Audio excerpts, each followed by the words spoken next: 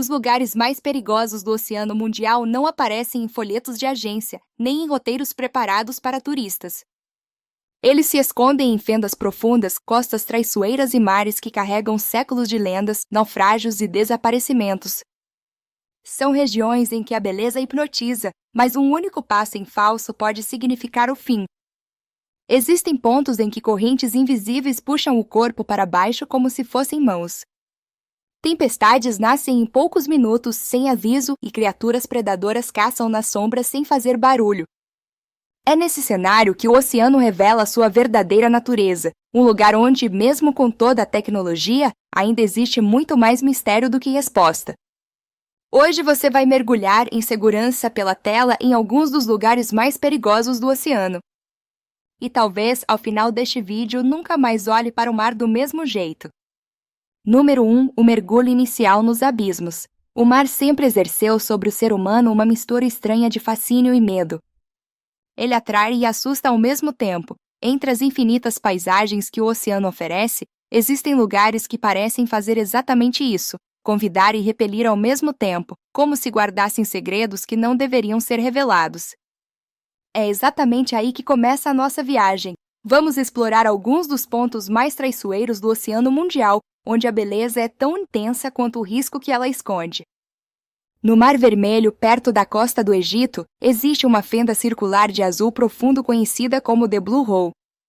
Visto de cima, parece um verdadeiro paraíso para mergulhadores. A água é transparente, os recifes de coral formam um cenário colorido e o contraste com o azul escuro do buraco é quase hipnótico. Mas basta atravessar a superfície para a realidade mudar completamente. Com cerca de 120 metros de profundidade, esse buraco esconde o temido arco, um túnel subaquático que liga a caverna ao mar aberto. A saída desse túnel fica a mais de 50 metros de profundidade, algo que exige um mergulho extremamente técnico, com preparo, equipamento certo e, principalmente, limites muito bem respeitados. Muita gente acha que o perigo está apenas na dificuldade física, mas o maior risco não é esse. Em profundidades tão grandes, a pressão aumenta e provoca a chamada narcose, um efeito parecido com estar embriagado embaixo d'água. O cérebro fica lento, o julgamento falha, a noção de direção some, e é aí que mergulhadores experientes cometem erros fatais. Um caso marcante é o de Yuri Lips, que em 2000 registrou com a própria câmera os últimos momentos antes de perder a vida nesse lugar. Imagens que até hoje são usadas como alerta. Não é por acaso que o Blue Hole é conhecido como cemitério dos mergulhadores. Do outro lado do mundo, nas águas do Caribe, está outro gigante, o Great Blue Hole em Belize. Essa cratera submersa, quase perfeitamente circular, tem mais de 300 metros de diâmetro. Sua fama explodiu quando Jacques Cousteau, um dos mais lendários exploradores dos oceanos, declarou o local como um dos melhores pontos de mergulho do planeta. Mas o que parecia apenas um paraíso submarino ganhou um tom bem mais sombrio em 2019, quando uma expedição moderna desceu até as profundezas do buraco. Lá embaixo, os mergulhadores encontraram uma espessa camada de sulfeto de hidrogênio, um gás que bloqueia totalmente a luz e cria uma zona sem oxigênio. Nesse ponto, o silêncio é absoluto. E ali no escuro, corpos de mergulhadores desaparecidos permanecem preservados, como se o próprio oceano tivesse decidido guardá-los para sempre. Essa atmosfera pesada, quase de cemitério submerso, contrasta com a superfície ensolarada, cheia de barcos, turistas e fotos felizes. Um lembrete cruel de que as águas mais bonitas também podem esconder ambientes completamente inóspitos e mortais. Saindo desses abismos, indo para algo aparentemente mais leve, chegamos a uma praia que à primeira vista parece inofensiva. Na Flórida, está New Smyrna Beach, conhecida como a capital mundial das mordidas de tubarão. O motivo não é um ataque violento atrás do outro, como em filme, mas uma combinação de fatores naturais, águas rasas, cheias de cardumes, surfistas, pranchas e movimento constante. Para o tubarão, o contorno de uma prancha, visto de baixo, pode lembrar o formato de uma tartaruga ou de um mamífero marinho em fuga. E basta uma mordida de teste para transformar um simples banho em um trauma que a pessoa vai carregar para sempre. A maioria dos ataques não é fatal, mas o número de incidentes anuais é tão alto que entrar na água ali é sempre um jogo de atenção e respeito. Os moradores já se acostumaram a conviver com essa realidade. Eles sabem que um pequeno descuido, um horário errado ou uma área mal sinalizada podem transformar um dia comum de praia em uma experiência que ninguém quer viver. The Blue Hole, Great Blue Hole e New Smyrna Beach mostram logo no início da nossa jornada a verdadeira dualidade do oceano. Ele pode ser uma porta de entrada para um espetáculo de cores e vida, mas também pode ser um corredor direto para a escuridão e o silêncio. Começar por esses lugares é mergulhar não apenas em águas profundas, mas na própria essência do mar, um mundo que convida e ameaça, que encanta e aterroriza. E que nunca, em hipótese alguma, deve ser subestimado. Nas profundezas, o mar não perdoa, ele apenas observa, em silêncio, esperando o próximo visitante que cruzar sua fronteira invisível. O oceano tem uma habilidade impressionante: disfarçar perigo com cara de tranquilidade. Em muitas partes do mundo, a água é tão bonita e convidativa que o risco parece impossível. Mas é justamente aí que moram as armadilhas naturais e os predadores silenciosos. Existem lugares em que a linha entre a vida e a morte pode ser decidida em poucos segundos. No litoral da ilha de Kauai, no Havaí, há um ponto conhecido como Queen's Beach, o banho da rainha. À primeira vista, parece um cenário de filme, uma piscina natural formada por rochas vulcânicas, alimentada pelo mar que avança em ondas suaves. Turistas se aproximam fascinados pelo azul cristalino, pelo contraste com o negro das pedras e pela sensação de estar em um refúgio secreto. Mas o que parece o local perfeito para um mergulho rápido pode se transformar, em questão de instantes, em uma armadilha mortal. As marés ali são extremamente imprevisíveis. Uma onda mais forte que surge do nada é suficiente para arrastar uma pessoa para fora da piscina e jogá-la diretamente no mar agitado, contra pedras, correntes e redemoinhos. Estima-se que pelo menos dezenas de pessoas já tenham perdido a vida ali. Quem sobrevive conta sempre algo parecido. O dia estava calmo, nada indicava perigo, até que uma onda gigante apareceu sem aviso, atingiu com violência e levou tudo que estava pela frente. Depois, só o som do mar fica como testemunha. Atravessando o Pacífico, chegamos à costa de Queensland, na Austrália, uma região tão bonita quanto perigosa. Aqui, o risco não vem só das marés ou correntes, mas dos moradores mais antigos da região. Nas águas costeiras vive o crocodilo de água salgada, um dos maiores répteis do planeta. Ele pode ficar parado, quase invisível, durante longos períodos, observando silenciosamente. Quando decide atacar, a velocidade e a força são devastadoras. Basta um movimento errado na beira do rio ou em certas áreas do mar para o encontro ser fatal. Somando-se a ele, surgem criaturas bem menores, mas incrivelmente letais, como o polvo de anéis azuis, cuja picada contém um veneno tão poderoso que pode paralisar uma pessoa em poucos minutos. Muitas vezes nem parece uma ameaça. É pequeno, bonito, colorido. Mas é o tipo de animal que você não quer, em hipótese nenhuma, encontrar descalço em uma poça de maré. O paradoxo é que essas águas, com praias douradas, mar claro e clima tropical, atraem turistas o ano inteiro. Moradores e guias já aprenderam a respeitar cada metro de areia e cada placa de aviso. A convivência com o perigo virou parte da rotina. Seguindo para o hemisfério norte, chegamos ao chamado Triângulo Vermelho, ao largo da Califórnia, nos Estados Unidos. Essa área recebeu esse nome por causa da forma imaginária criada por 3 pontos de referência na costa e pela grande concentração de tubarões brancos. Esses animais patrulham a região em busca de focas e leões marinhos, suas presas naturais. O problema é que surfistas, mergulhadores e nadadores acabam entrando no mesmo corredor de caça. Vistos de baixo, pranchas e silhuetas humanas podem ser confundidas com presas, e um único erro de identificação pode resultar em um ataque. O tubarão branco é um caçador paciente. Ele pode nadar longas distâncias, observar o ambiente e atacar com uma força tão grande que muitas vezes a vítima nem vê de onde ele veio. Para quem ama o mar e a vida marinha, o Triângulo Vermelho se tornou lendário. Ao mesmo tempo em que é um dos lugares mais perigosos, também oferece a rara chance de observar um dos predadores mais icônicos do planeta em seu habitat natural. Mas é importante lembrar, ali quem está visitando é o ser humano. O território é do tubarão.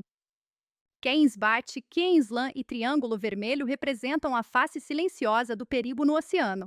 Nenhum deles parece tão ameaçador à primeira vista. São lugares bonitos, fotografados, visitados. Mas todos exigem algo em comum: respeito absoluto pelas forças que comandam aquelas águas. A cada onda que estoura na costa, há histórias de sobrevivência e de tragédia que se misturam. Viajar por esses lugares é quase como caminhar por um campo invisível de armadilhas. O menor descuido pode transformar um momento de lazer em um capítulo sombrio da vida de alguém. Ainda assim, a beleza continua chamando aventureiros do mundo todo, dispostos a encarar o risco em troca da experiência de estar frente a frente com um poder tão imenso e selvagem. Existem pontos do oceano em que as correntes, os ventos e as tempestades não são apenas parte do cenário. Eles são os personagens principais de histórias marcadas por medo, coragem, resistência e tragédia. São passagens e cabos que se tornaram lendas por afundar navios, embarcações de pesca e até modernos cargueiros. Navegar por esses trechos é encarar o mar em sua forma mais bruta. Entre a ponta sul da América do Sul e a vastidão gelada da Antártida está o temido Drake Passage. Essa faixa de água funciona como um corredor que liga o Atlântico ao Pacífico, mas poderia muito bem ser descrita como uma espécie de tirateima para navios e tripulações. Não existem barreiras geográficas para segurar a força dos ventos. Eles sopram livres por milhares de quilômetros, ganhando energia até se chocarem com as correntes oceânicas. O resultado são ondas que podem atingir alturas impressionantes. Em poucos minutos, um céu razoavelmente limpo pode se transformar em uma batalha entre nuvens pesadas e um mar completamente revoltado. Durante séculos antes da abertura do Canal do Panamá, marinheiros que queriam ir de um oceano ao outro eram obrigados a enfrentar essa travessia. Muitos já sabiam, ao zarpar, que talvez não voltassem.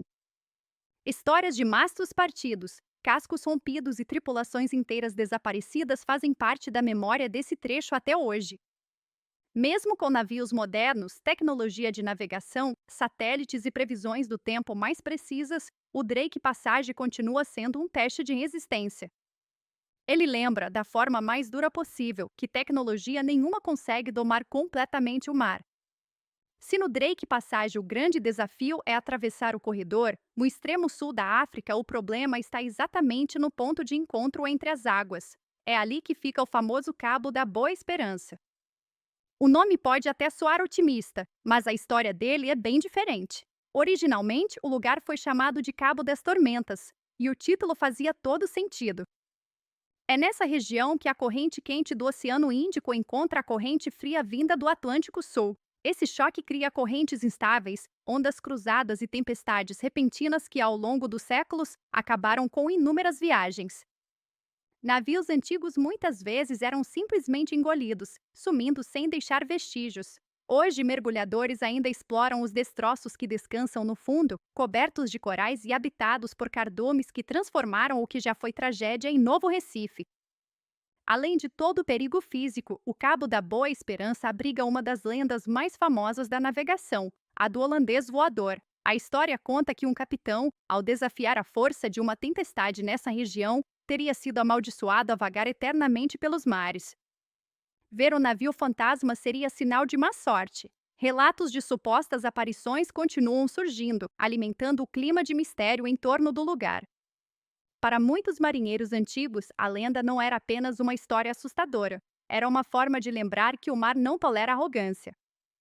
O Drake Passage e o Cabo da Boa Esperança representam dois extremos do poder oceânico. De um lado, um corredor aberto onde vento e água se combinam para criar ondas gigantes. Do outro, um ponto de encontro entre forças opostas, capaz de transformar o mar em um quebra-cabeça de correntes traiçoeiras. Em comum, os dois carregam um histórico pesado de perdas e a certeza de que, mesmo com planejamento e experiência, navegar por essas águas é sempre um risco. Para quem decide cruzá-las, a recompensa é a mesma que moveu exploradores durante séculos: a sensação de ter enfrentado o que muitos evitam, de ter encarado de perto a fúria e a beleza que só o oceano oferece. Mas essa conquista vem com uma condição que o mar impõe em silêncio: é preciso respeitá-lo. Nessas passagens, ele não é cenário. Ele é o único senhor. Algumas áreas do oceano carregam uma aura diferente. Não são conhecidas apenas pela geografia ou pelas tempestades. São lugares cercados por histórias que atravessam gerações, misturando fatos reais com lendas que até hoje desafiam explicações. São mares que parecem existir em um limite entre o mundo físico e o imaginário, onde a linha entre realidade e mistério se perde na neblina e nas ondas. No coração do Atlântico Norte está o Mar de Sargassos, uma imensidão de águas relativamente calmas delimitadas não por costas ou ilhas, mas por correntes oceânicas. Ele é o único mar do planeta que não tem fronteiras terrestres. Em vez disso, é cercado por um enorme anel de correntes que mantém suas águas quase paradas no centro. Nesse mar, o azul profundo é interrompido por extensos tapetes de algas flutuantes chamadas sargaço. Com galhos dourados e pequenas bolhas de ar, elas se espalham até onde a vista alcança, criando um cenário ao mesmo tempo bonito e inquietante. Para os navegadores de séculos passados, atravessar o Mar de Sargassos era uma experiência angustiante. Com pouco vento, as velas murchavam. Os navios pareciam presos em um grande campo de algas. As viagens se arrastavam por dias sob um calor forte, com pouca água potável e nenhuma certeza de quando a embarcação voltaria a se mover. Não é à toa que, com o tempo, o lugar ganhou fama de mar que engole navios. Hoje, com motores e tecnologia moderna, o perigo físico diminuiu, mas o mar continua despertando curiosidade, abrigando uma vida marinha peculiar e histórias de embarcações que desapareceram sem deixar rastro depois de entrar em suas águas silenciosas.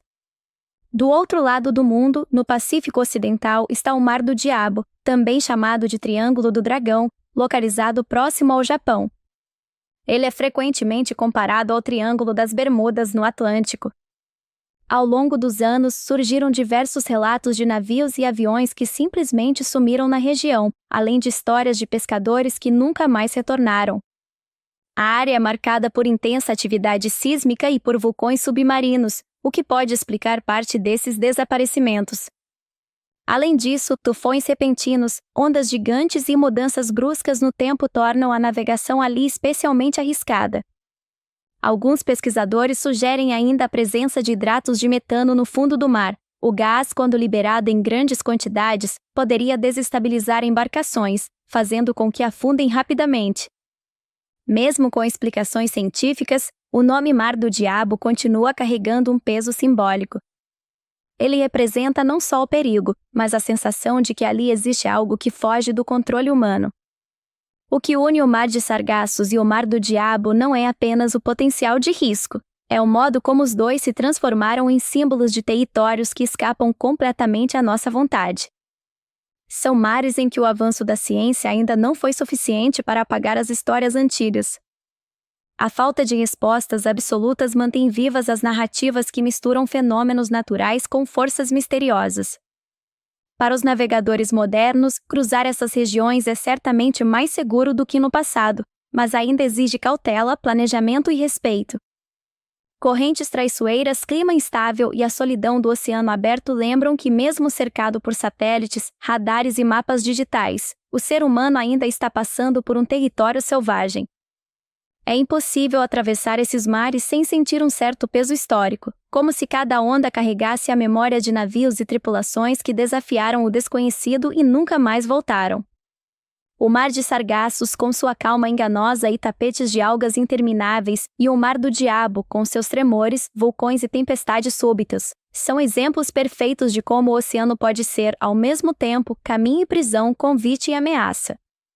Eles lembram que, mesmo em tempos de alta tecnologia, ainda existem pontos no mapa que inspiram respeito, medo e curiosidade. Nas regiões mais profundas e remotas do oceano, onde a luz do sol não consegue chegar, a vida segue regras próprias. Cada criatura que vive ali é resultado de milhões de anos de adaptação a um ambiente extremo, frio, escuro e cheio de pressão. Nesse cenário, os grandes caçadores ocupam o topo da cadeia alimentar com estratégias que combinam força, paciência e inteligência. O tubarão branco, por exemplo, é capaz de detectar a presença de uma presa a quilômetros de distância, utilizando sensores especiais que captam campos elétricos emitidos por qualquer ser vivo. Ele pode permanecer escondido nas profundezas, observando, e atacar no momento exato, em alta velocidade, quase sem chance de reação. As orcas, muitas vezes chamadas de baleias assassinas, vão ainda mais longe. Elas caçam em grupo, se comunicam entre si e coordenam ataques com uma precisão que lembra táticas militares. Às vezes, cercam a presa, Em outras, criam ondas para derrubar animais de blocos de gelo ou de costas rochosas, tudo calculado. Nas sombras frias do mar profundo, a lula gigante surge como um fantasma, com tentáculos longos e poderosos, capazes de envolver presas grandes e até confrontar outros predadores. Já o tubarão-martelo usa sua cabeça em formato característico como uma espécie de radar, ampliando o campo de visão e ajudando a detectar presas escondidas no fundo do oceano. No mesmo mundo em que esses caçadores dominam, acontece um espetáculo que parece saído de outro planeta, a bioluminescência. São organismos capazes de produzir luz própria. Em um ambiente de escuridão total, essa luz tem várias funções: caçar, se defender, atrair parceiros, enganar predadores. Para algumas espécies, a bioluminescência funciona como uma isca. A vítima se aproxima curiosa e acaba engolida. Para outras, a luz serve como camuflagem. Ao acender e apagar, confundem quem está tentando encontrá-las, criando um verdadeiro show de sombras e clarões dentro da escuridão. Alguns peixes e lulas se comunicam por meio de padrões luminosos, como se estivessem trocando mensagens em código. O fundo do mar, que à primeira vista parece um grande vazio escuro, na verdade é um teatro silencioso em que cada foco de luz tem um propósito. Mas por mais que já tenhamos descoberto coisas impressionantes, a verdade é que a maior parte das espécies que vivem nas profundezas ainda é desconhecida. Cientistas acreditam que existem criaturas gigantes ou muito exóticas que foram vistas apenas de relance por câmeras submersas ou descritas em relatos antigos de marinheiros. Histórias de monstros marinhos fazem parte das culturas costeiras ao redor do mundo. Algumas provavelmente surgiram após encontros reais com lulas colossais, tubarões enormes ou animais em decomposição que ficavam irreconhecíveis. Outras continuam sem explicação até hoje. Relatos de criaturas alongadas, olhos brilhantes no escuro, tentáculos gigantes ou sombras imensas se movendo sob as ondas alimentam a imaginação de gerações, e de certa forma, mantém vivo esse lado misterioso do oceano. Durante muito tempo, os marinheiros imaginaram o mar como um portal para outros mundos. Era comum acreditar que além do horizonte existiam terras desconhecidas, abismos sem fim ou entidades sobrenaturais. Lendas como a do Kraken, capaz de afundar navios com seus tentáculos gigantes, ou as das serpentes marinhas que surgiam em meio a tempestades, ajudavam a explicar fenômenos assustadores, numa época em que a ciência ainda não tinha respostas. Mesmo hoje, em pleno século XXI, essas narrativas continuam fortes. Elas lembram que o mar sempre foi e continua sendo um espelho do nosso medo do desconhecido. O reino sombrio dos caçadores e das lendas do oceano profundo é um lembrete de que exploramos apenas uma pequena parte desse mundo azul. Sob cada onda, em cada fenda abissal, podem existir criaturas e histórias que ainda não conhecemos. É nesse encontro entre ciência e mito, entre o que conseguimos ver e o que ainda só imaginamos, que o oceano mantém o título de último grande mistério da Terra. Quem decide se aventurar por essas águas precisa aceitar uma verdade simples: no mar profundo, nós não somos os donos de nada. Somos apenas visitantes tolerados por alguns instantes, até que a escuridão feche de novo as suas portas. Dos buracos azuis aos mares de algas, das praias cheias de tubarões aos cabos onde navios desaparecem, uma coisa fica clara: o oceano é muito mais do que um cenário bonito para fotos. Ele é um ambiente complexo, poderoso e muitas vezes impiedoso. Viajar por ele, seja em um cruzeiro, em um barco pequeno ou numa simples prainha turística, exige algo que não custa nada, mas faz toda a diferença: respeito. Porque no fim, o mar sempre vai ser maior do que a nossa coragem, do que a nossa curiosidade e do que a nossa capacidade de previsão. E entender isso é o primeiro passo para admirá-lo, sem subestimar o perigo que existe abaixo da superfície.